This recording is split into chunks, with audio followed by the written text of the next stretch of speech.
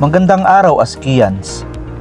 Narito tayo ngayon upang lubos na makilala at maunawaan ang iba't ibang programa at serbisyo na ipinagkakaloob ng ASKI.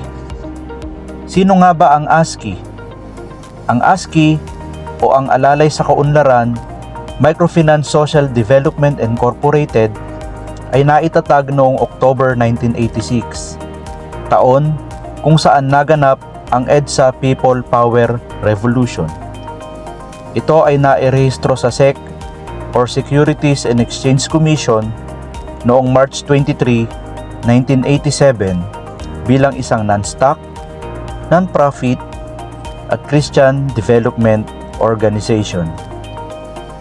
Ito ay nagsimula o nag-umpisa sa kapital na 460,000 pesos mula sa Maranatha Trust of Australia.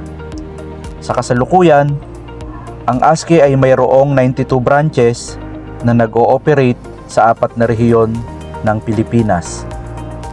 Ito ay mula sa Region 1, Region 2, Region 3 at Cordillera Administrative Region.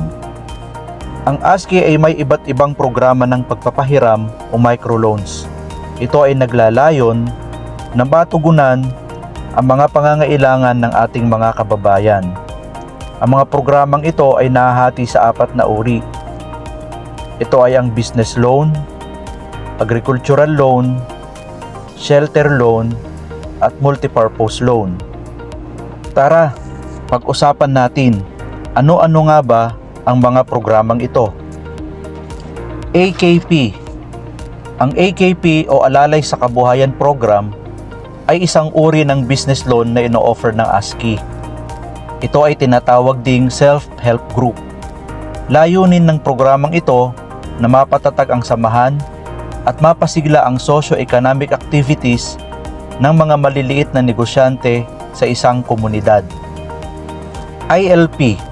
Ang ILP o Individual Lending Program ay isa ring uri ng business loan ng ASKI.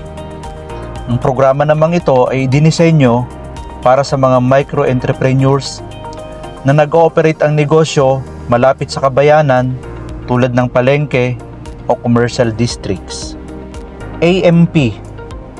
Ang AMP o Alalay sa Magsasaka Program o kilala rin bilang Agricultural Loan ng ASKI ay isang programa para sa mga magsasaka na nangangailangan ng dagdag na kapital para sa crop production, livestock, at iba pang gawaing may kinalaman sa agro-enterprise. Resilient Housing.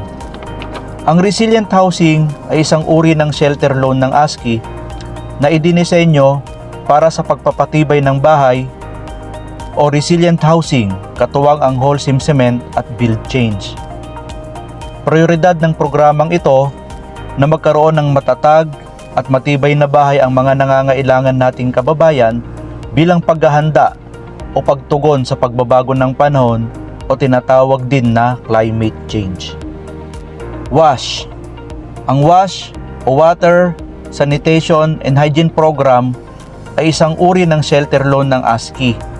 Naistugunan ng programang ito ang pangangailangan ng mga kliyente para sa malinis at maayos na palikuran at access para sa malinis na tubig sa pamamagitan ng pagpapakabit ng poso o linya ng tubig.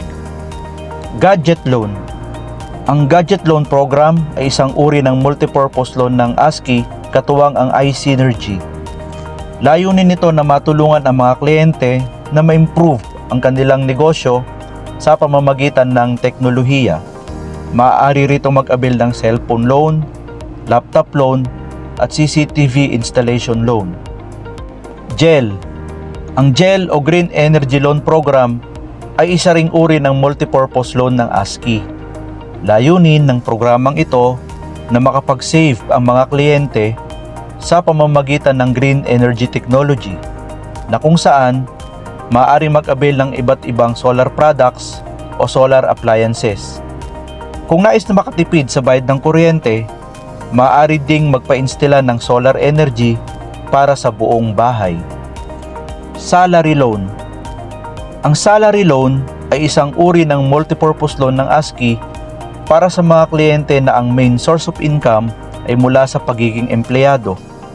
Layunin nito na makapagsimula o makapagpatayo ng bagong negosyo o tugunan ang iba pang mga biglaang pangangailangan.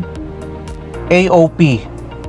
Ang AOP o Alalay sa OFW program ay isa ring uri ng multipurpose loan ng ASCII. Ito ay programa para sa mga kliyente na mayroong immediate family member na nagtatrabaho sa ibang bansa. Layunin nito na matulungan ang pamilya nito sa Pilipinas na makapagsimula o makapagpatayo ng bagong negosyo o tugunan ang iba pang biglaang pangangailangan. KKP. Ang KKP o Kaagapay sa Kabuhayan Program ay isang uri ng multipurpose loan ng ASCII. Ito ay para sa mga kliyente na tanging insurance lamang ang nais i-avail. Layunin nito na magkaroon ng insurance ang mga kliyente na walang kakayahang bayaran ng minsanan ang premium ng insurance na nais nilang i-avail. Maaari ritong pumili ng iba't ibang insurance package na angkop sa kanyang kakayahan. O ayan, natapos na nating i-discuss ang iba't ibang programa ng ASCII sa pagpapahiram.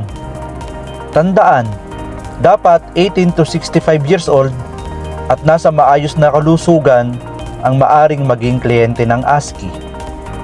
Para sa iba pang detalye o katanungan, maaari kayong makipag-ugnayan saan mang sangay ng ASCII malapit sa inyong lugar.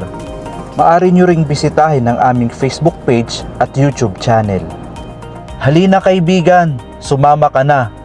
Dahil sa ASCII, ikaw ang bida. Paalam!